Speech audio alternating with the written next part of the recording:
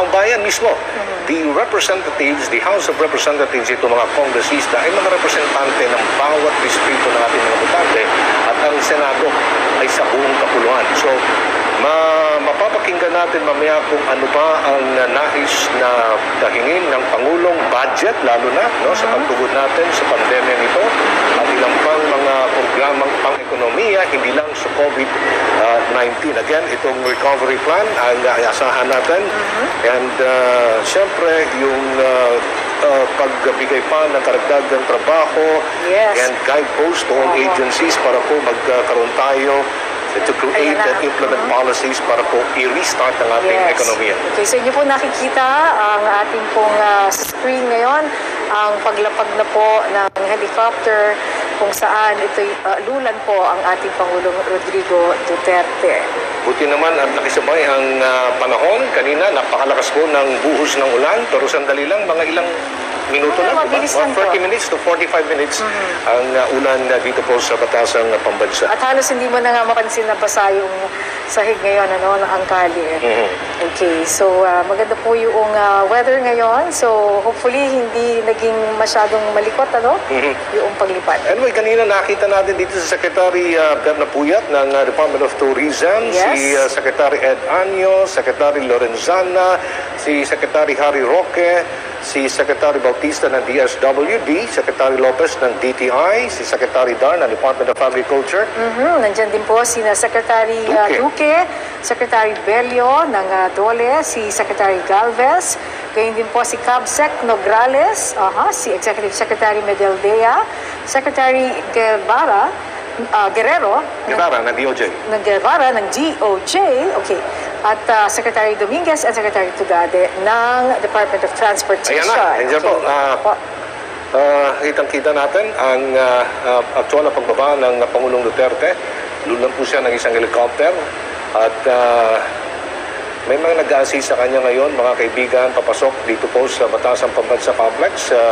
Kasama niya si Senator Christopher Bongo.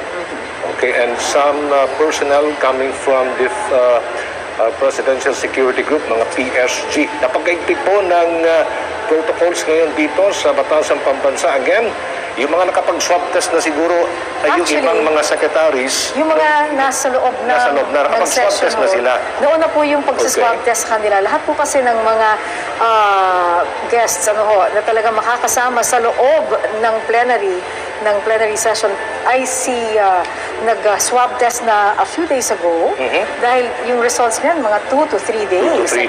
Yung mga nagpa-rapid test kanina ay ang mga nandito po sa labas ng session hall.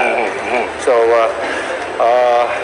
papasok na po ng mismo sa plenary hall ang Pangulong Duterte. Again, hindi po natin susundin yung mga nakagawing tradisyon ng State of the Nation Address dahil napaka-unique ang SONA 2020 because of the pandemic of COVID-19. Yes, and nabanggit nga ito na this is a blended type of SONA rin. To announce the arrival of President Rodrigo. Ladies and gentlemen, the President of the Republic of the Philippines, Rodrigo Roa Duterte.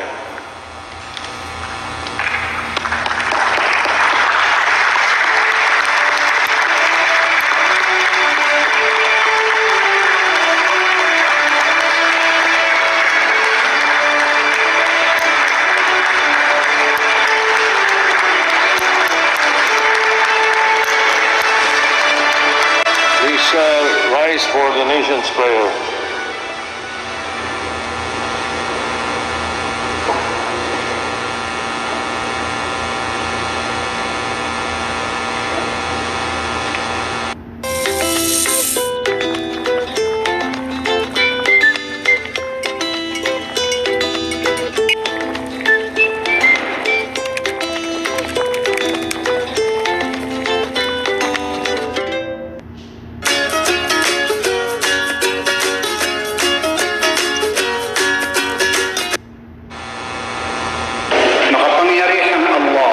Makapangyarihang Ama. Makapangyarihang Ama. Makapangyarihang Ama, May gawa ng langit at lupa. Bagamat kayo ang nagtaas sa ngalan, Kayo naman ang aming Diyos na lubusang makabagin at ang inyong kabaitan ay walang mali. Buong pagpapakumbaba kaming lumalapit at humihingi ng inyong kapatawaran sa aming mga pagkakasala sa isa't isa, sa aming pagwawalang bahala, sa kalikasan at sa iba pa ninyong mga nilikha. Ilumin ninyo kami ang aming mga karagatan at mga kagubatan, marapatin ng muling maging daliwan ng inyong mga biyaya. Sapagkat kayo ay patuloy na namamayani sa lahat, maging sa salot na aming kinatatakutan. Tulungan ninyo kami na mahanap ang lunas sa laganap ng pagdurusa. Mangusap sa bawat puso namin, muling ipadama sa amin ang inyong pag-aadya. Patatagin ninyo ang mga kumakalinga sa mga may sakit, ang mga patuloy na nangangailangan sa amin, gantipalaan at pagpalain ang mga tumutulong sa nangangailangan, nang sila ay patuloy na tumatalima sa inyong pahiwatig. Itinatalaga namin sa inyong patnubay ang aming Pangulo, Mga namumuno sa pamahalaan at pribadong sektor, Pagbuklo rin kami sa pagharap sa mga hamong darating. Nang may pag-asa at katatagan ng pananampalataya. sa dulot ninyong laya at tagumpay. sapagkat kayo ang aming dakila at kahangahangang Panginoon, at ang inyong kaharian ay walang hanggan. Ipinagkatiwala sa inyo ang aming bayan, sa inyong pagmamahal, hinihiling ang aming kaligtasan. Siya nawa. Please remain standing for the singing of the Philippine National Anthem.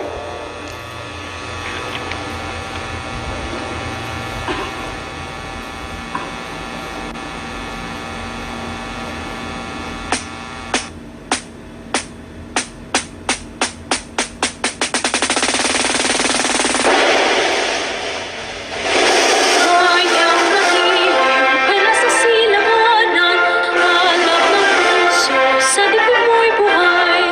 Lupang inirang, tuwing ka nang magiting sa mandulupin. Dito pasisigit sa dagat at bundok, sa simoy at sa langit na bundok. May dilagang tula at awit sa paglaya minamahal. Ang kisat ng watawat mo'y tagumpay na nagniningning. Ang bituin at araw niyang kalan, pag may di magdidilim. Lupa na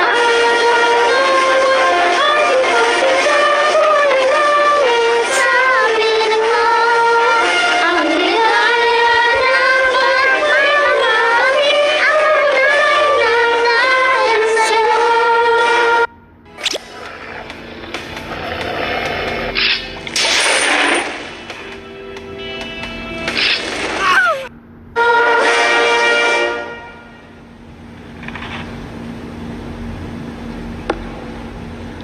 Ladies and gentlemen, honorable members of Congress, the President of the Republic of the Philippines, Rodrigo Roa Duterte.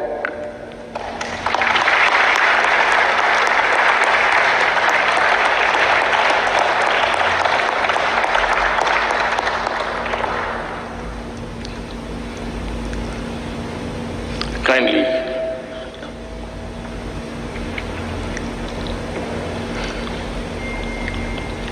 Senate President Vicente Soto III and the honorable members of the Senate, House Speaker Alan Peter Cayetano and the honorable members of the House of Representatives, Vice President Maria Leonor Robredo, former Presidents Joseph Ejercito Estrada and Gloria Macapagal Arroyo, Chief Justice Diosdado Peralta and the Justices of the Supreme Court, His Excellency Munter Mahfoud Salim Almantre, and the esteemed members of the Diplomatic Corps, Executive Secretary Salvador Mindaldia, and the members of the Cabinet, mga mahal kong kababayan.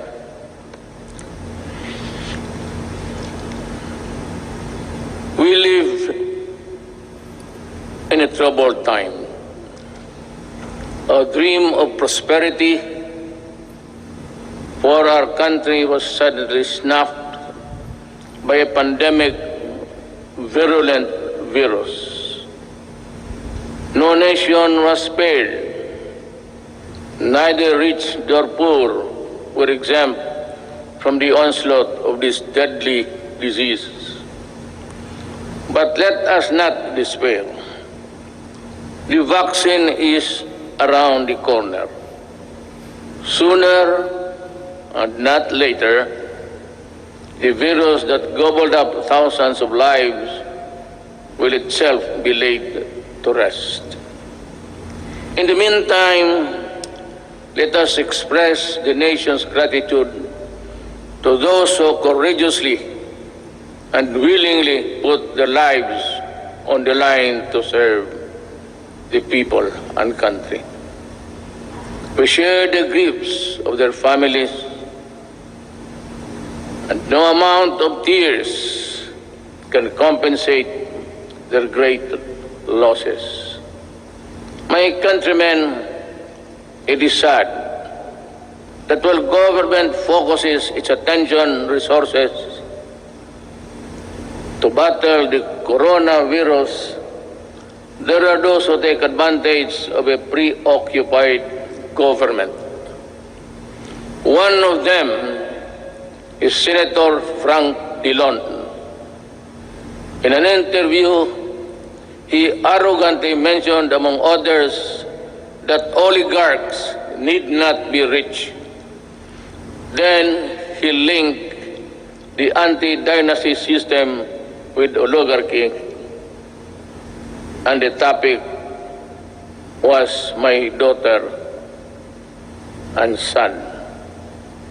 This happened after the Committee of Franchise voted 70-11 to deny the grant of franchise to ABS-CBN.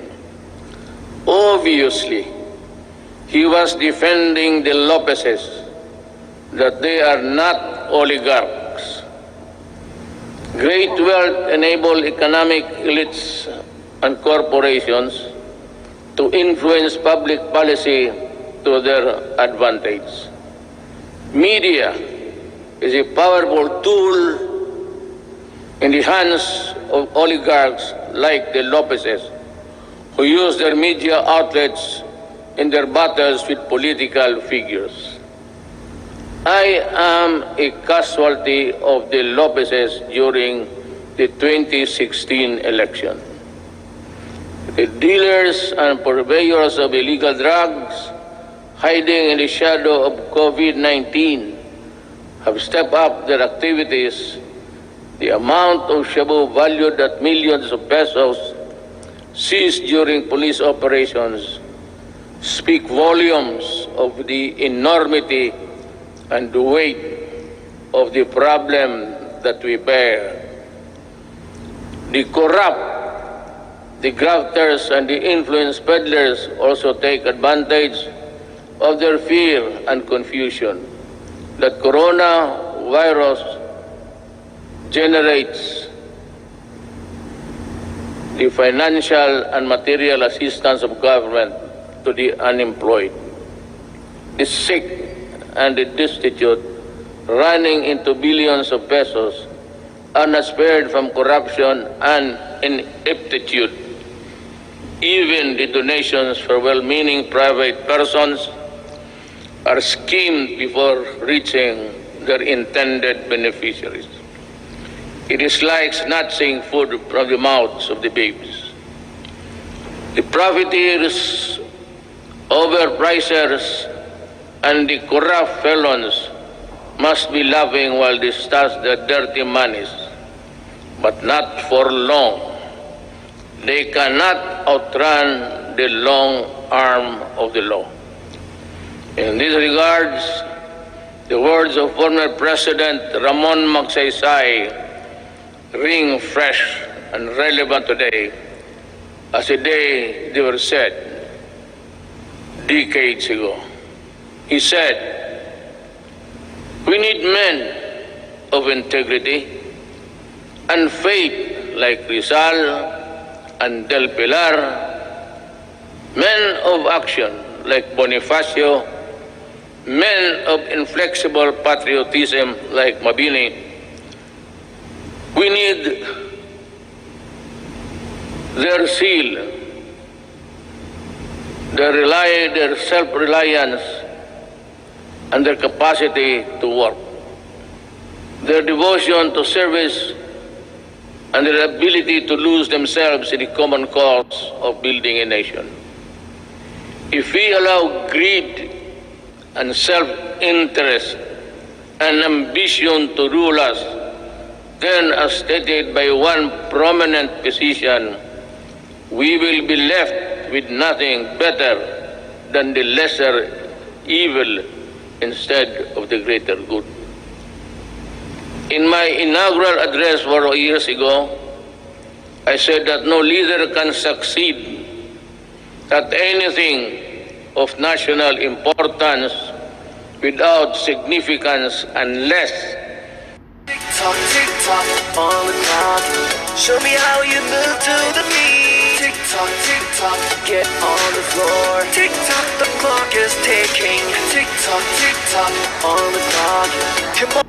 he has the cooperation and support of the people he is tasked to lead and sworn to serve. The efforts and resources which he poured out produced the momentum needed to bring our country closer to our goals.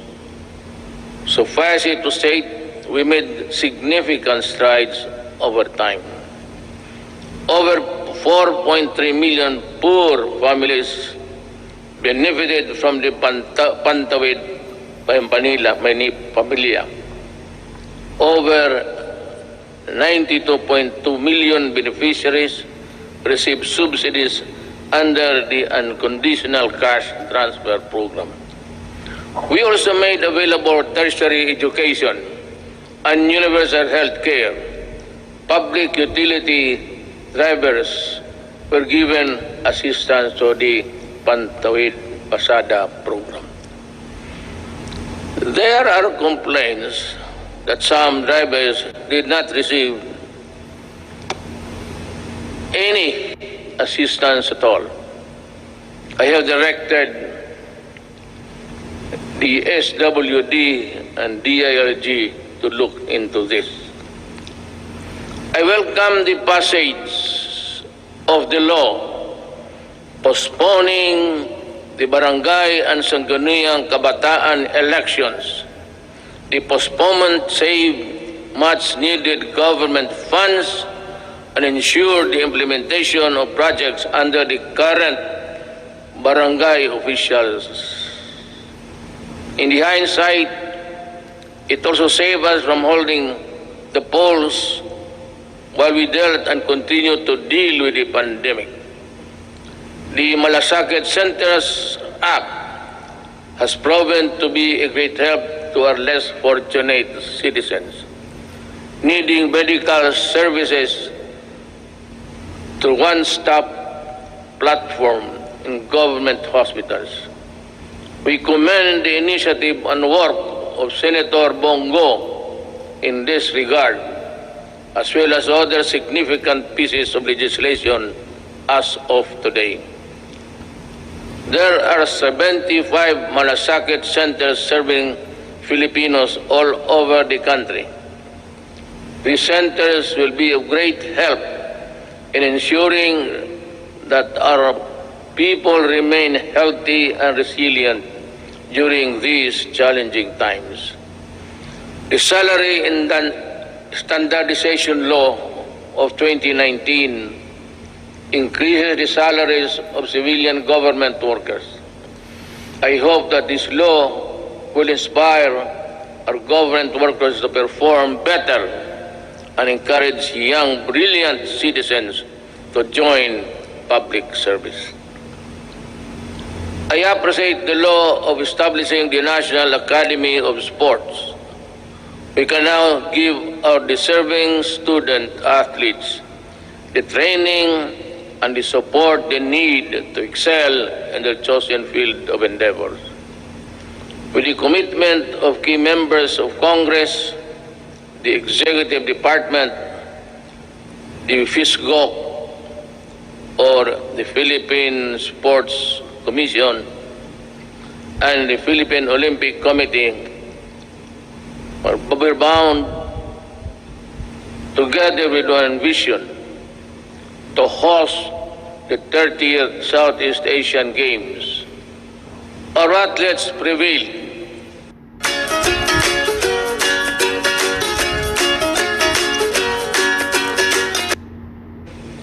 More than that, we fostered pride, patriotism, genuine sportsmanship, and camaraderie in our South Asian brothers and sisters.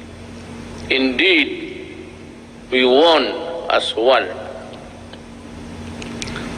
To our business community and the general public, we assure you that the landmark ease of doing business and efficient government service delivery act has been gaining momentum.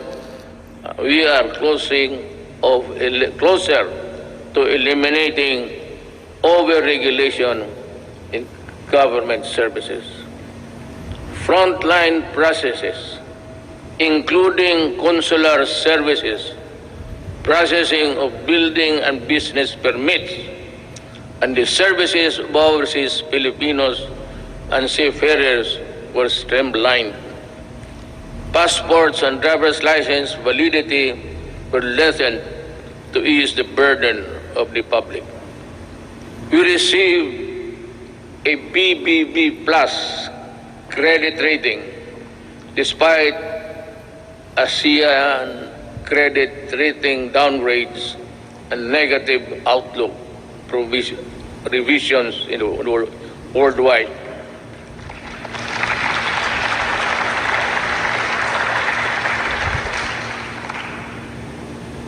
The Japan Credit Rating Agency upgraded us from BBB plus to A minus last month.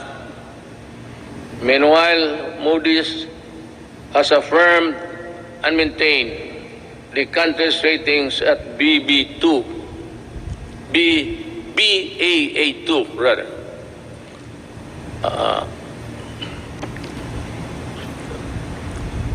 To understand, because with the light I have mine eyesight is not as good as new.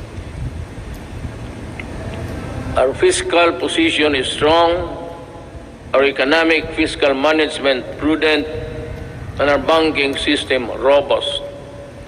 We are in a better position to weather the crisis caused by COVID-19 global pandemic.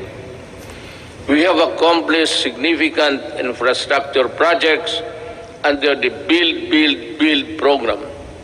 I will not dwell lengthily on the nitty-gritty of our infrastructure accomplishments now, lest I bore you.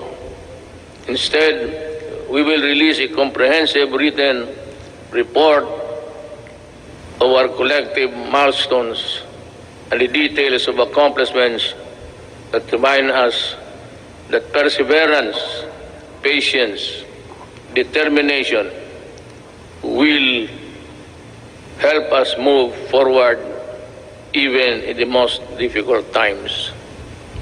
We issued last year the Executive Order number 100, establishing the Diversity and Inclusion Program as national program of the government. We want to end discrimination of persons on the basis of age, disability, ethnicities, sexual orientation, and gender identity and expression, and other character traits. My administration always believed that freedom from illegal drugs, terrorism, corruption, and criminality is itself a human right violation. Part of our efforts to uphold human rights is protection of the rights of children and the right against discrimination. Early last year, I signed Executive Order number 92, creating the National Council Against Child Labor. Government efforts to protect the rights of children will be amplified to prevent, reduce, and eliminate any form of child labor. Our achievements along this line who have been extolled by an overwhelming number of fellow member states in the UN Human Rights Council during its recently held 44th session last June. Rest assured that we will not dodge our obligation to fight for human rights. My countrymen, there are lessons to be learned from the coronavirus pandemic. It jolted us to realize that gains made after spending so much planning, effort, cost, and time could diminish considerably and quickly for reasons beyond one's anticipation. That it is much easier to destroy than build. That in a crisis of national proportion that affects every aspect of human life, government needs to have the support and cooperation of the people if it is to succeed in battling the cause of that crisis. That there are people who ask for compassion but show none themselves. That life, after all, is fickle like the weather. The gains we achieved for the first 3.5 years were put to a test when the pandemic suddenly struck the global community. While I am aware that the road towards a comfortable life would all be far easy if the pandemic had not occurred, and around the rest of the world we suffered.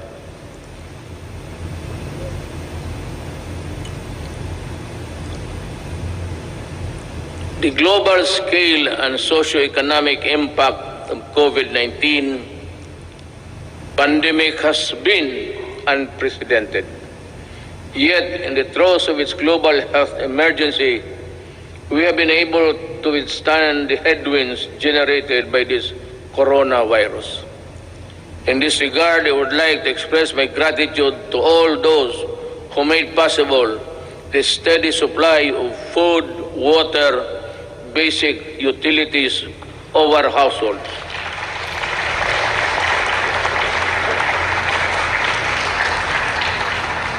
And the provisions of basic social services and financial assistance to our people. Our profound gratitude goes to everyone who helped keep our country's food supply chain running. The valiant soldiers, policemen, and security guards who kept peace and order in our community. The dedicated personnel who kept our essential establishment operational. You showed us kindness and selflessness. You gave us strength. You risked your own lives to serve the greater good in keeping the Filipino spirit of bayanihan.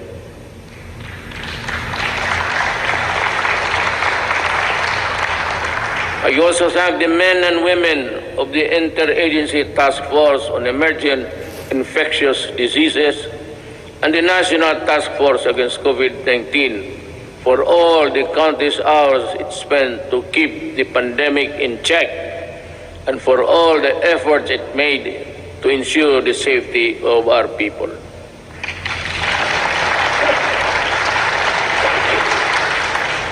Let me also recognize the efforts of the local government units that step up and initiated their own response measures to contain effects of COVID-19 and its impact to their constituents have been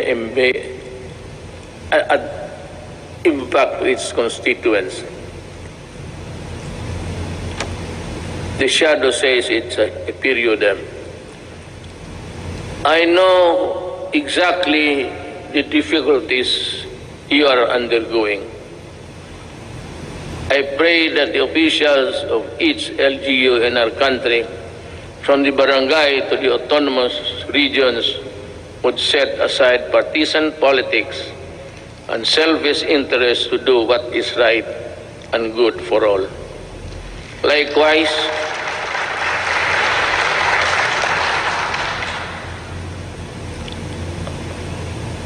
I likewise issued Executive Order Number 104, which imposed ceilings on retail prices of at least 133 drugs and medicines, and directed a continuous review of the retail prices of others.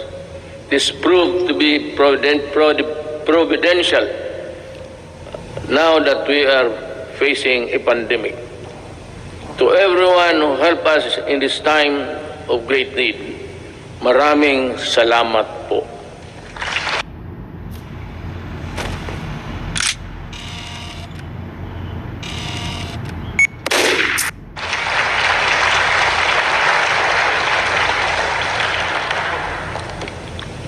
Let me say that the strength of a nation rests in the hands of the people acting as one with government.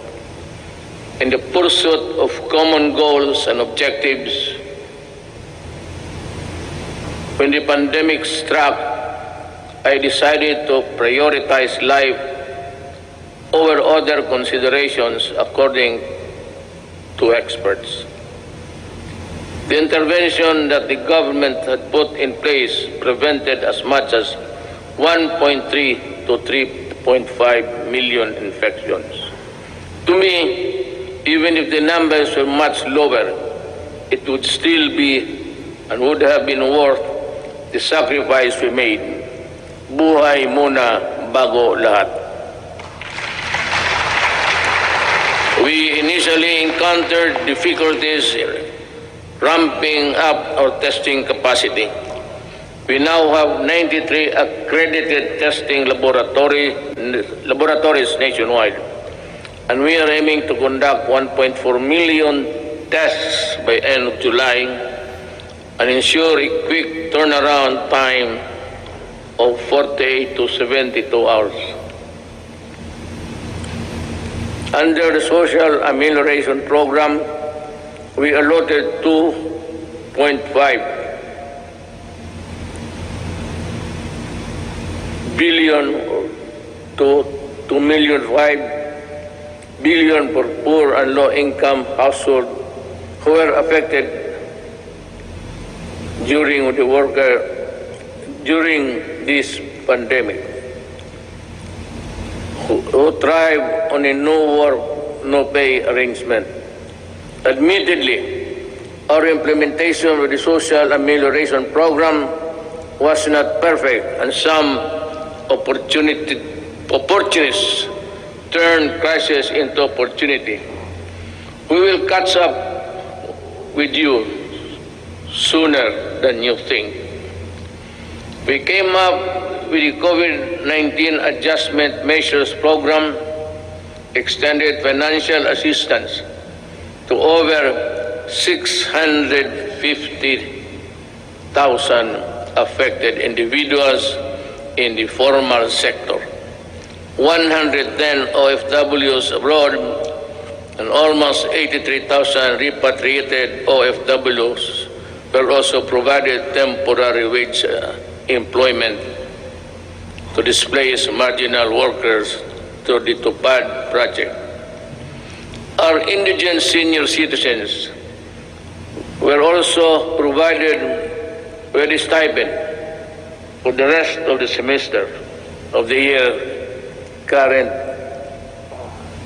year.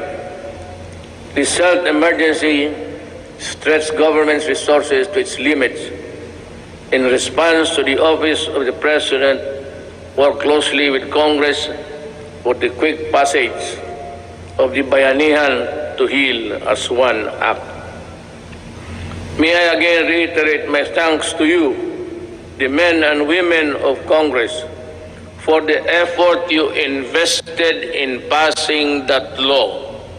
I hope that we can get some or the same treatment of clarity, purpose, and the fastness to support the passage of the Bayanihan Recover to Act as One, which is supplement funds for recovery and response against the impact of COVID-19 pandemic. We must facilitate the country's economic recovery. I call on Congress to fast-track the passage of the proposed measure, such as the Corporate Recovery and Tax Incentives Enterprises or CREATE Act. This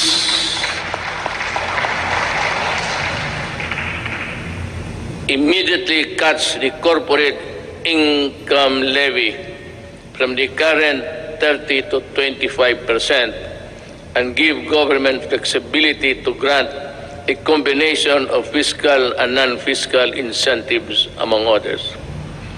The Financial Institutions Strategic Transfer, or First Act, will set up mechanisms allowing banks and other financial institutions to dispose of and transfer non-performing assets and loans to asset management companies similar to the special purpose vehicles.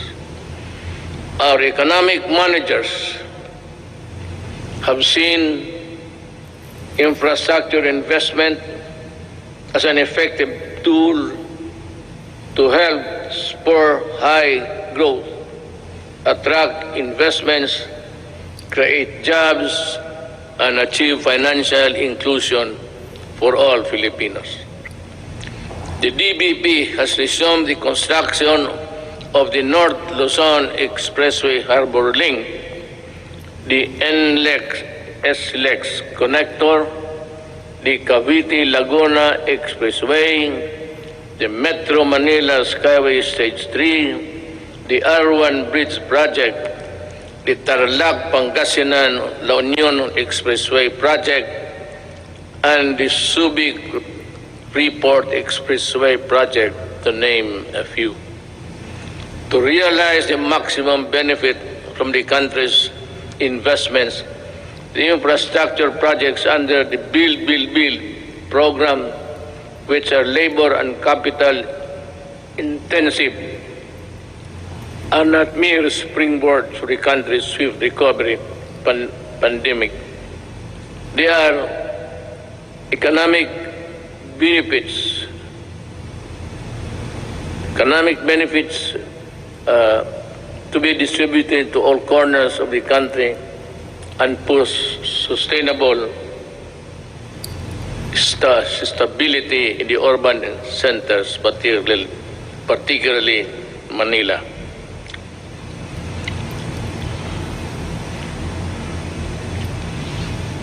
The TESTA launched online mode of livelihood and skills training. There are 71 free online training to help upskill trainees for the right opportunities. I asked TESTA to come up with special training programs to retool our OFWs so they can find employment opportunities here and at home. I am also calling on the CHED for scholarship programs for the qualified dependents of our OFW. I direct the Department of Agriculture and DTI to come up with the agribusiness and entrepreneurship projects to help displaced OFWs rebuild their livelihood. Further, I ask the Land Bank and other government financial institutions to continue providing low interest loans to our OFW. Sa mga kababayan ko na naghihirap sa ibang bansa, nandito na ang inyong gobyerno para matulungan kayo at inyong mga pamilya, lalo na sa panahong ito.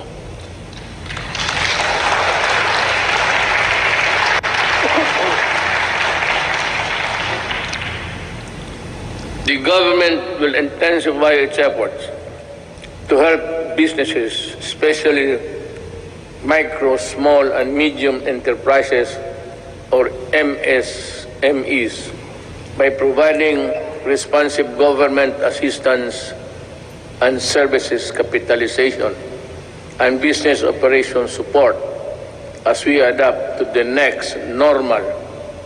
Nananawagan po ako sa ating mga lessors. Nananawagan po ako sa ating mga lessors. Malasakit at bayanihan po ang sana ang ipairalin natin ngayon. This is not the time to drive away leases. During normal times, they were the primary source of your income stream. Now, it's time to be fair and compassionate. Come up with an amenable arrangement with your tenants. Huwag po natin silang pagtabuyan, tanggalin ang tubig, kuryente at bubong. Commercial establishments are requested to give grace periods to allow deferment of payments, especially for MSMEs that were forced to close down during the quarantine period. Let us help them recover.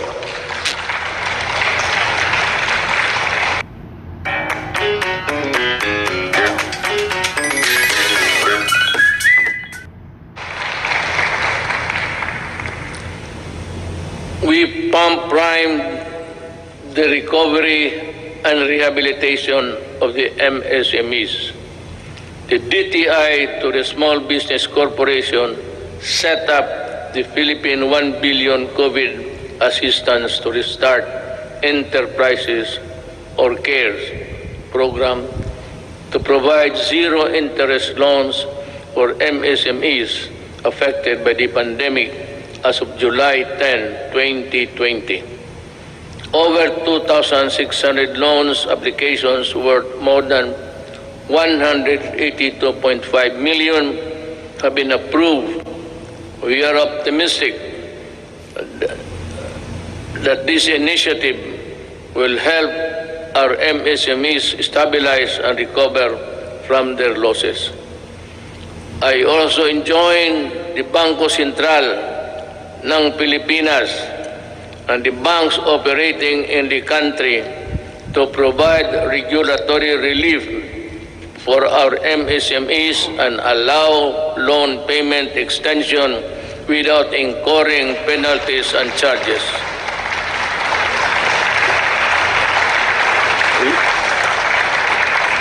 We need your help to prevent the collapse of companies saddled with accumulated amortization and payables caused by closure of their businesses at the height of the strict quarantine periods.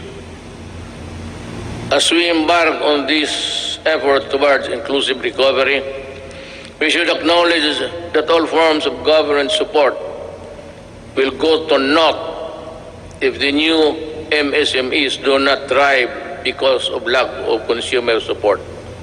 Ito ang panahon para suportahan natin ang ating mga kababayan na nagnegosyo at gumawa ng mga produktong sariling atin. In the same manner, in tourism and recreation industries, which are among the hardest hit by the pandemic, count on our full support while we slowly try to put the fun back in your local travels. The national government agencies and LGUs must harmonize their policies to boost tourism, ensuring everyone's well-being. We enjoin our people to help boost the economy by traveling locally.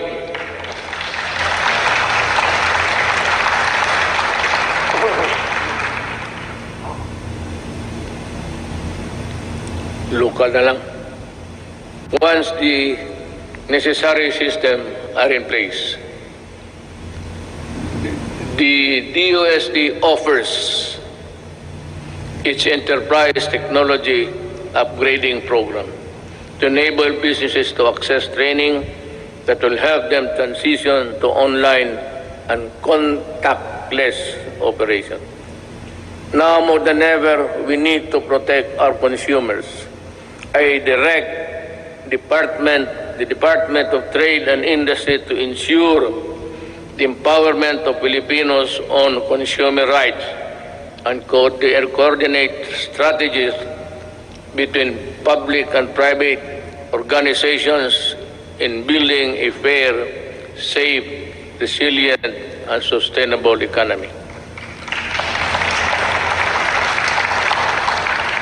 There are welcome developments for commerce and industry, but major economic activities take place in borderless environment with the meager regulatory controls. They expose consumers to various risks related to security, data, privacy, and misrepresentation.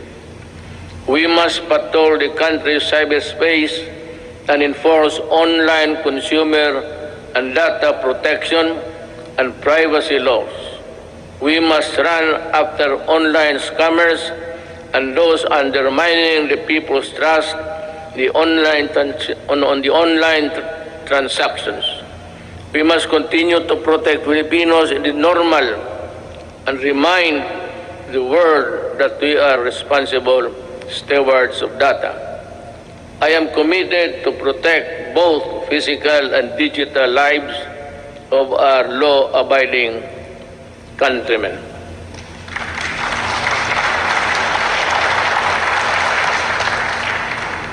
The national government shall lead the way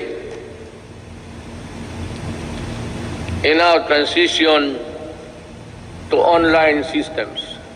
I reiterate my call for all government instrumentalities to implement systems that shall make physical queuing a thing of the past.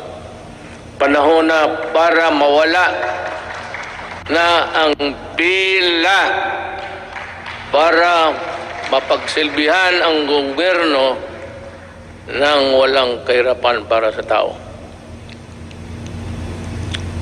The DILG, DBM, and the ARTA, along with all agencies and instrumentalities of government, are hereby directed to make full possible services available online.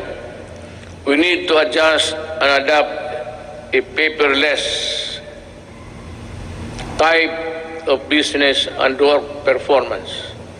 We need e-governance. E-governance are people with the services they need and the comfort of their homes in the workplaces. It will enable us bureaucracy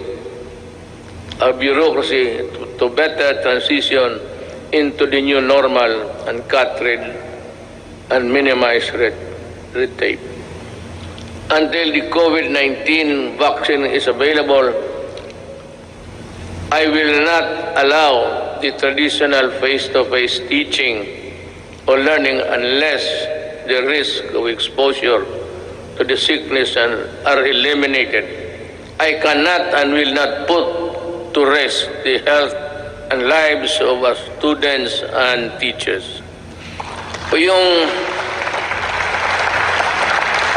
About 2 weeks ago, I seem to have said that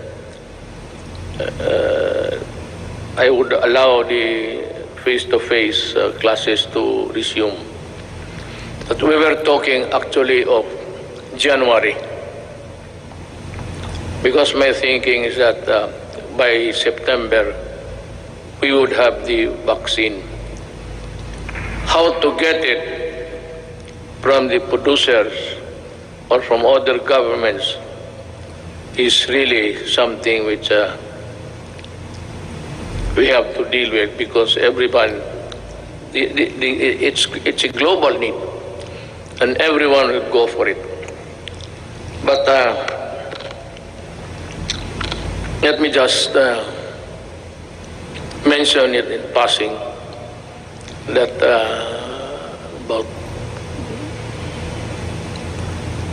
4 days ago, I made a plea to President Xi Jinping that if they have the vaccine, can they allow us to be one of the first, or if it's needed, if we have to buy it, that we will be granted credit so that we can normalize as fast as possible.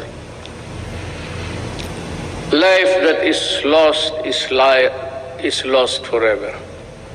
Courses that are not substantial can be supplemented. Education that is delayed can be recovered. We must implement online learning, modular learning, and TV and radio-based broadcasts, which students coming from different backgrounds can avail. DepEd will provide the printed modules for those who cannot afford online learning. In support of the learning continuity program through blended learning, we plan to increase the number of schools with ICT equipment in the coming months. The DepEd and the DITC are building up the public education network or PEN that will connect all public schools and DepEd offices nationwide. We will prioritize the connection of all last mile schools and those who, with no electricity supply, can have it via satellite and energized via solar panels. By 2022, before I step down, the PEN shall be realized.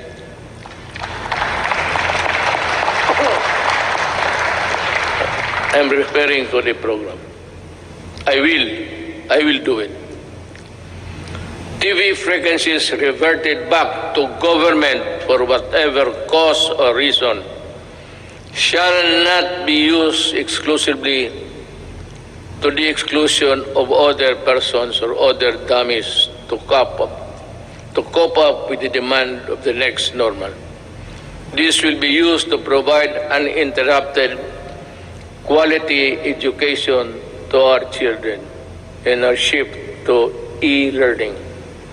I am directing Secretary Guevara, Secretary de la Peña, and Secretary Onasan, in collaboration with Secretary Briones and Secretary Abisado, together with Secretary Dominguez, to come up with an integrated program and implementation mechanism to ensure that these TV frequencies are fully utilized by government through the facilities of the PTB4 for the utmost benefit of the Filipino people.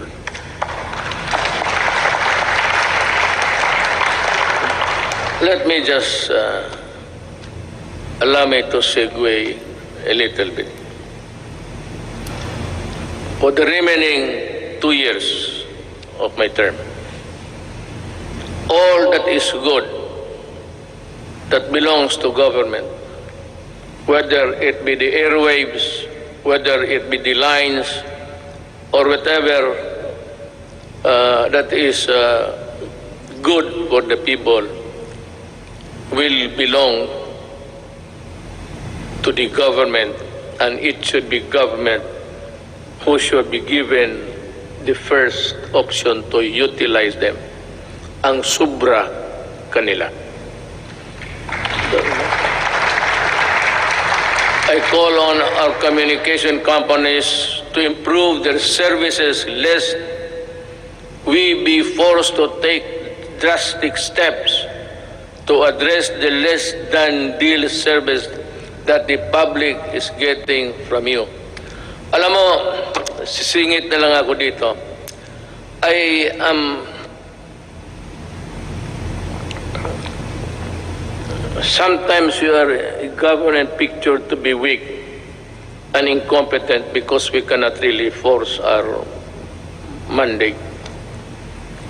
Alam mo itong nagbibigay ng mga public services, you better improve.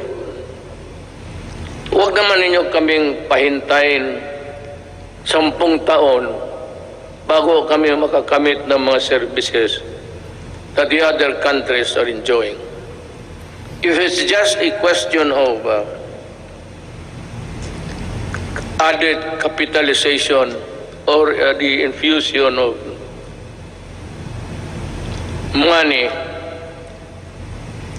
go and look for it. Maghanap kayo, because if you are not ready to improve and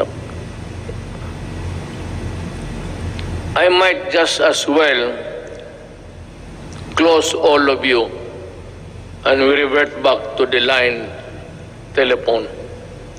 At kukunin ko yan, i-expropriate ko sa gobyerno. Alam mo itong I'll be straight, smart, pati itong globe, ilang taon na ito. At ang sagot palagi sa akin, the party cannot be rich. Nasaan pala pumunta yung yawa na yun? Eh kung ganun lang naman ibigay ninyo sa amin, we are a republic, a sovereign country. Bear that in mind, because the patience of the Filipino people is reaching its limit. At I will be the one to articulate the anger of the Filipino people. And you might not want what I intend to do with you. Kindly improve the services before December. I want to call Jesus Christ to Bethlehem. Better have that line cleared.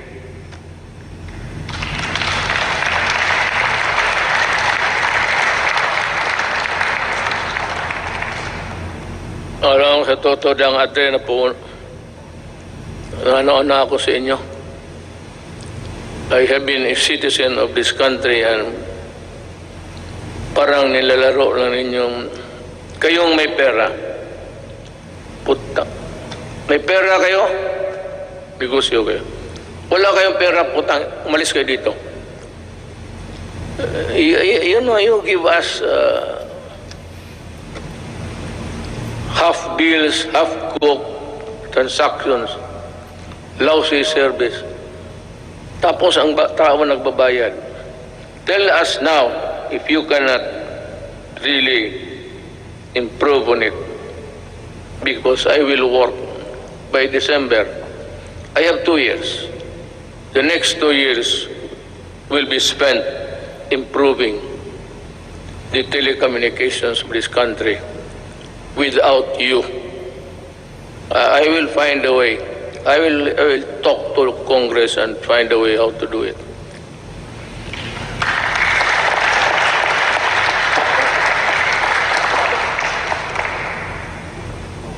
Last year, I said that distributing economic business activities is imperative to our country's sustained and equitable growth. Today, I reiterate that statement. I issued Administrative Order Number 18, directing concerned agencies to strengthen the development of special economic zones in areas outside Metro Manila. I also issued Executive Order Number 114 to institutionalize the Balik Probinsya Bagong Pag-asa program. This consolidates and refocuses existing economic and social welfare programs, activities and projects toward the countryside. It is also an international agency council headed by Executive Secretary Salvador Medaldia, which will create a framework for the effective implementation of the project. Kung hindi ninyo ako naiintindihan sa sinabasa ko, mas lalo ako.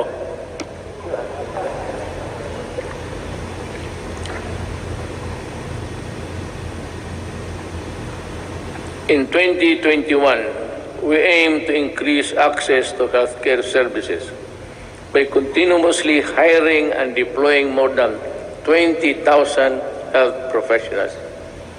This will augment health workforce in LGUs, particularly in isolated and disadvantaged areas. We will implement projects to establish and improve barangay health stations, rural health units, and other healthcare facilities. And we will need to address internal security. We are pursuing a whole-of-the-nation approach to bring peace and order, development in the countryside. We need to provide intervention and implement the Barangay Development Program. This will provide cleared and threatened communities. This refers to a program where the armed forces would play a vital role in the one nation approach. This is what it's meant by this. And that every agency of the government, including the armed forces of the Philippines, should participate. And I am aware of the skirmishes and the assassination of our soldiers. And I said, correct this so that we can proceed with the barangay implementation as fast as possible. We have made significant strides in the past 4 years, but we need the support of local government leaders. We need your help to implement the Barangay Development Program. Certain sectors expressed concern when I declared martial law in Mindanao and its extension 3 times. But 2019 ended without my office requesting any further extension.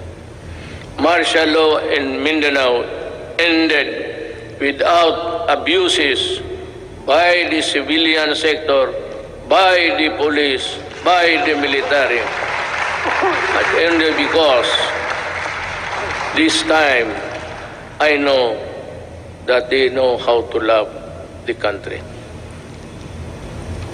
I thank Congress for the support to these administration programs.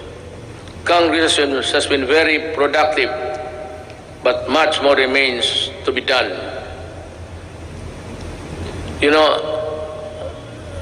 actually, my speech, if you followed it carefully, it's all a plea to Congress to do this, to do that, to make a law or craft a whatever. And this one, I strongly urge Congress to pass a law establishing the Department of Overseas Filipinos solely on addressing the concerns of Filipinos abroad and their families. I reiterate this swift passage before this. Kawawa kasi itong ating mga overseas. If it's only an office there in the Labor Department, they are overworked or for whatever reason, their needs, their pleas are not really attended to with dispatch and with care. Yung OFW, pati itong ano ngayon, ito yung sinabi ko kanina, I will go for it. We will need it to help them. I reiterate the swift passage of a law reviving the death penalty by lethal injection for crimes specified under the Comprehensive Dangerous Act of 2002. I did not hear so much clapping, so I presume that they are not interested. Wala kang...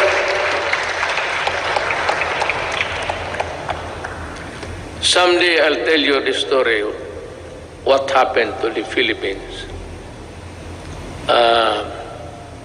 Hindi ngayon. But when I'm sabihin ko sa inyo ang totoo, bakit nagaganito yung droga ng Pilipinas? Why the drug syndicates continue to operate just like the countries of Colombia, Mexico, and it is being played inside the national penitentiaries. Para tayong talagang binababoy tayo. Sabihin ko sa inyo. But this is not a time for storytelling. SONA kasi ito. So, dito na. This law will not only help us deter criminality, but also save our children from the dangers posed by the illegal and dangerous drugs. May I be allowed with the indulgence of the body? Itong bakit talaga ako galit sa droga. Let us make this a semi-formal speech. Alam mo kasi, 5 pamilya members o 6 o 7, pagka bumagsak yung tatay to drugs, the family crumbles. There's no more home to. Druga, and if he's receiving his salary, nagtatrabaho sa pantalan, 300 a day. Tapos ang shabu is sold at 2. He has about 100 to bring home. Kaya pagka gano'n, nag-aaway-aaway na, ang mga bata hindi nakapag-aral, ang iba ligaw na mga babae into early prostitution, kung ano-ano nangyari. Hindi lang alam nitong mga na this is happening all over the country every day. And what is really very tragic is this. When the family starts to crumble, there's no more family home. And invariably, the wife would look for another husband would look for a job, usually easily doon sa abroad. At yung asawa aalis, yung lalaki na sa droga, yung mga anak iniiwan sa kapitbahay, sa kapatid. And the ferocity of the loss of the Filipino family home has been destroyed. Kaya kung anong mangyari nito, the wife works in the Middle East. I am not zeroing on any particular country, mind you. But alam naman, there are tribes in the Middle East which would allow rape as part of the territory of being a house help. Kasama yan. Kasama talaga yan. So yan ang mahirap dyan. You have a wife there being crucified, being used, magpadala ng pera, tapos ang mga anak nasa Cebu na rin. Kasi these are the guys that the Cebu people would really, stick by them until it crumbles, the resistance. And then you have plenty of this all over the country. Hindi lang nila alam. Yung sinasabi nila ng misery sa itong human rights, plus 10 yan.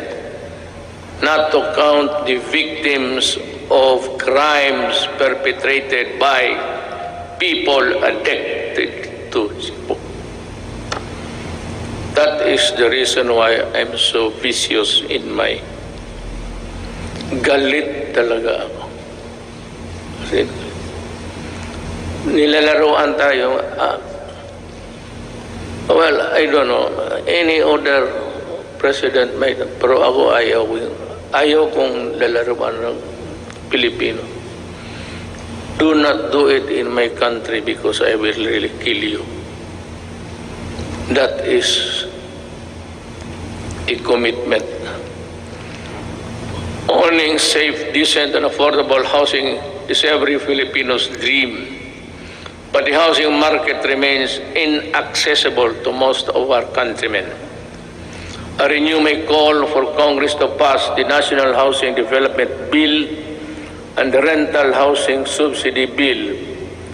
These will enable all Filipinos, regardless of social status, to live in decent homes where their families can lead meaningful lives.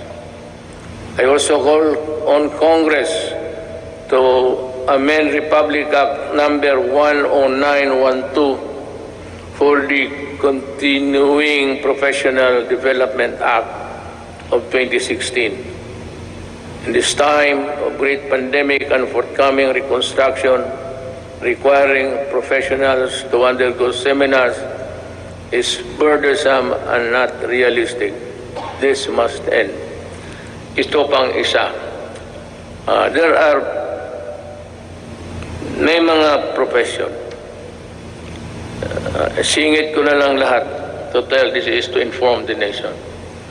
May mga profession na they would require, I think it's the nicest, they would require them to come to Manila to retrain and for another round of expenses.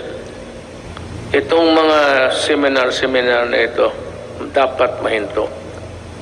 I don't know in other provinces, but during my time sa barangay expeditions ng mga opisyal, hininto ko rin yan. And which reminds me, I will act on this also due time. We hail our health professionals as heroes. Now is the time to pass the Advanced Nursing Education Act and the law instituting the Medical Reserve Corps.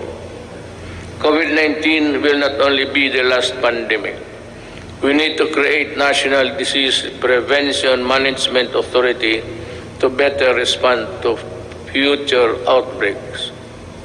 We count on Congress to full support. You can just let it remain for a while in the Department of Health kung wala pang pera, but you have to expand the services. It would also entail a little bit of money, but not really as much as expensive when you set up a department. In the long term, we are looking into the creation of the National Disease Prevention and Management Authority to better prepare for the pandemics, protect lives, and allow development to proceed even in the worst of times. We are counting on the full support of Congress for this critical, important endeavor.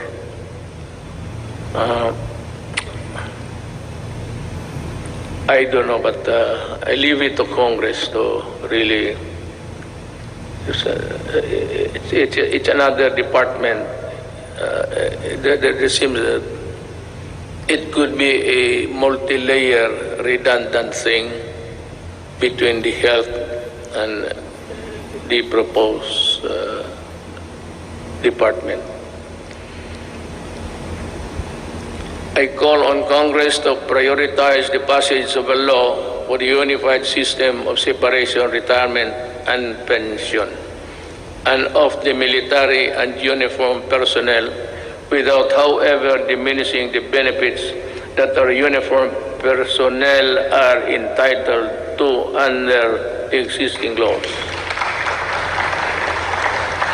There is a need to adjust the pension system, which will be applicable only to the newly hired uniformed personnel, so as not to cause a ballooning effect against the budget of the military in the years to come, and yet maintain the pension benefits those already in service under the present law.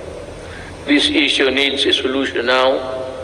Umpisa natin ngayon para hindi na maging problema sa sunod na mga taon.